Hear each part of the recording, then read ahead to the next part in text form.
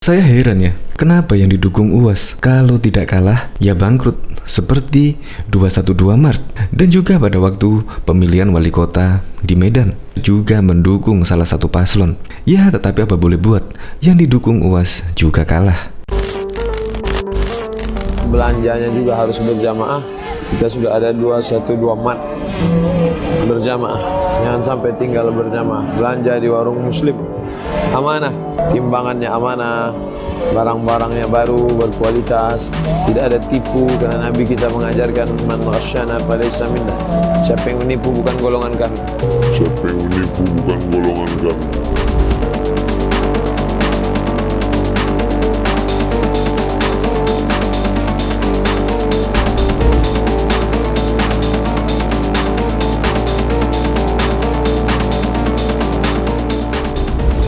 Jamaah supaya memilih pasangan aman Bapak Akhyar Nasution dan Ustadz Salman untuk menjadi wali kota, wakil wali kota Medan 2021-2024. Allahu Akbar. Allahu Akbar.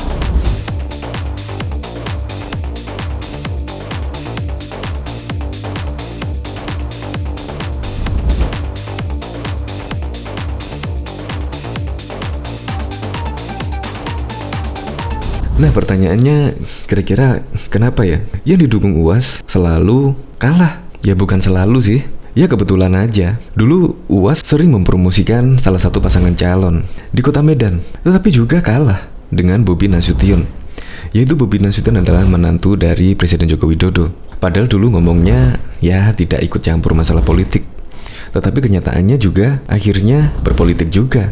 Dan juga dulu UAS sering banget malah mempromosikan 212 Maret. Jamaahnya harus berbelanja di 212 Maret.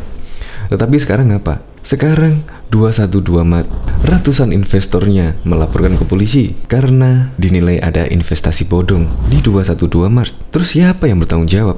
Ya seharusnya ada yang bertanggung jawab sih. Ya kita tunggu kepolisian lah. Ya semoga saja besok ketika kita memilih wakil rakyat dan bahkan presiden pun, ya kita memang harus menggunakan hati nurani. Untuk lebih lengkapnya simak berita berikut ini. Good News Indonesia. Belum menyaksikan video ini, pastikan bosku jangan lupa subscribe. Karena subscribe itu gratis plus bonus tonton video terbaru setiap harinya. Jangan lupa ya. Kenapa ya yang dipromosikan UAS selalu malah kalah? UAS memberikan ceramah dalam kajian subuh di Masjid Tangkuban Perahu, Jakarta Selatan Minggu 4 November 2018 yang lalu. Ceramah Ustadz Abdul Somad itu diunggah di YouTube oleh pemilik akun dakwah Ustadz. Video kajian subuh itu diberi judul Live 4 November 2018 Kajian Subuh UAS di Masjid Tangkuban Perahu Jakarta Selatan. Dalam video tersebut, Ustadz Abdul Somad panjang lebar tentang bercerita bagaimana juhudnya para ulama-ulama besar. Mereka diantaranya Imam Nawawi, Imam Yahya, Imam Ahmad bin Hambal, dan Imam Ahmad bin Syafi'i. Seperti biasa, di akhir ceramahnya Ustadz Abdul Somad menjawab satu persatu pertanyaan yang diajukan para jamaahnya. Satu di antara pertanyaan yang dibahas UAS adalah soal bagaimana memilih pemimpin. Hukumnya memilih orang yang korupsi gimana Pak Ustadz?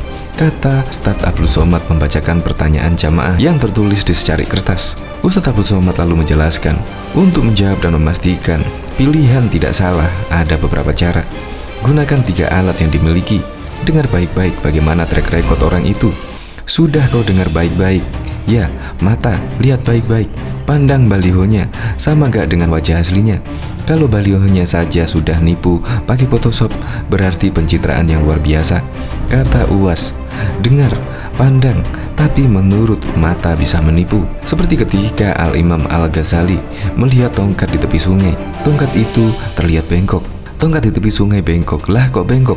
Begitu dicabut lurus, ternyata mata menipu. Mata menipu, ada yang tidak bisa ditipu.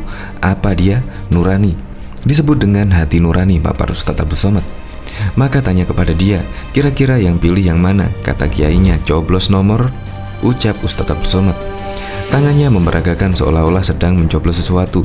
Saat itulah jemaah serempak menjawab 2. Para jemaah pun kemudian tertawa. UAS dalam kesempatan itu ingin ikut mengingatkan bahwa Indonesia akan menggelar pemilihan legislatif Pileg dan pemilihan Pilpres. Makanya menurut UAS harus ada kerumunan menjadi kekuatan. Di mana letak kerumunan kita? Gerakan salat subuh berjamaah, tegasnya. Jamaah kemudian sama-sama berteriak takbir. Oleh sebab itu maka jangan cuma ramai tablik akbar. Bagaimana kerumunan berubah menjadi kekuatan? Itu baru langkah pertama kerumunan, ujarnya. Tapi menurut UAS, jangan kemudian kerumunan ini seperti buih di tepi pantai, pasir di pantai, seperti buih di lautan yang tak bermakna. Maka harus ada kerumunan yang berubah menjadi kekuatan ekonomi. Belanja ke 212 Mart, belanja ke Kita Mart, belanja ke Somat, ujarnya disambut tawa jemaah. UAS lantas mengingatkan jemaah soal pesta demokrasi tahun depan. Dan kemudian pilihan politiknya juga ingat, kita memilih 6, DPRD Kota, DPRD Kabupaten, DPRD Provinsi, DPRD Pusat, DPD, Presiden dan Wakil Presiden, paparnya. Ia menolak ucapannya disebut sebagai sebuah kampanye politik. Wah, ini kampanye politik. UAS tidak pernah menyebut partai, tidak pernah menyebut nama, tidak pernah menyebut orang, tidak pernah menyebut siapapun.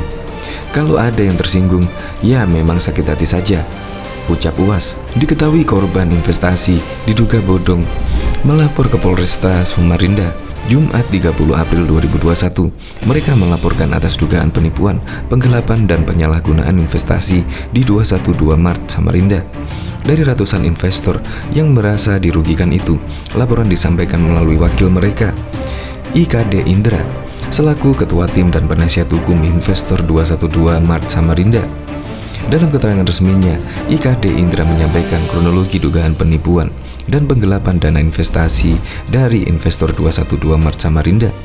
Disebutkan IKD Indra, pada 2018 beredar sebuah tautan untuk bergabung ke grup WhatsApp berupa ajakan untuk mendirikan sebuah usaha toko 212 Mart di Samarinda secara berjamaah atau bersama-sama dengan tujuan memajukan perekonomian umat Islam di Samarinda. Diketahui gerakan pembentukan toko 212 Mart terorganisir dengan adanya inisiator Koperasi Syariah 212 di Jakarta. Pembentukan 212 Mart di Samarinda pada 2018 dikoordinir oleh Komunitas Koperasi Syariah 212 Samarinda, terdiri dari pengurus, PN Ketua, RJ Wakil Ketua, HBH Bendahara. Pembentukan inisiasi toko 212 Mart di Samarinda dengan metode mengumpulkan atau menghimpunkan dana investasi kepada masyarakat secara terbuka. Adapun data tersebut dihimpun dengan cara mentransfer ke rekening sejumlah setidak-tidaknya minimal 500.000 dan paling banyak maksimal 20 juta. Dari proses perhimpunan dana investasi tersebut terbentuklah toko 212 Mart Samarinda di 3 cabang. 212 Mart di Jalan Awe Syahrani pada 2018, kemudian di Jalan Gerilya dan Jalan Bangkuring pada 2019. Pendirian toko 212 Mart di Jalan Awe Syahrani 2018 terkumpul dana investasi sebesar 914 juta, sedangkan 2019 toko 21 Mart di Jalan Gerilya sebesar 1 miliar dan Jalan Bangkuring 81 juta. Jumlah total investasi yang terkumpul sekitar 2 miliar. Diketahui pula ada investor tunggal yang ingin memberikan suntikan dana investasi yang nominalnya fantastis hingga ratusan juta rupiah. Dari dana investasi terkumpul 2018, ternyata pengurus komunitas Koperasi Syariah 212 Samarinda tidak memiliki legal standing yang jelas untuk melakukan penghimpunan dana masyarakat yang awalnya dengan rayuan adanya legal standing Koperasi Syariah Sahabat Muslim Samarinda untuk menggait para investor dengan memberikan KTA dan sertifikat berlogo Koperasi Syariah Samarinda pada investor yang menyetor investasi. Namun kegiatan penghimpunan dana tersebut sudah dilakukan tanpa ada legalitas dan tidak ada koperasi syariah Sahabat Muslim Samarinda yang terbentuk hingga sekarang. Didukung UAS Anyar juga kalah. Pengamat politik sekaligus Direktur Eksekutif Indonesia Political Review Ujang Komarudin menilai dukungan tokoh UAS ke paslon Anyar Nasution Al-Farisi tak berpengaruh di Pilkada Kota Medan.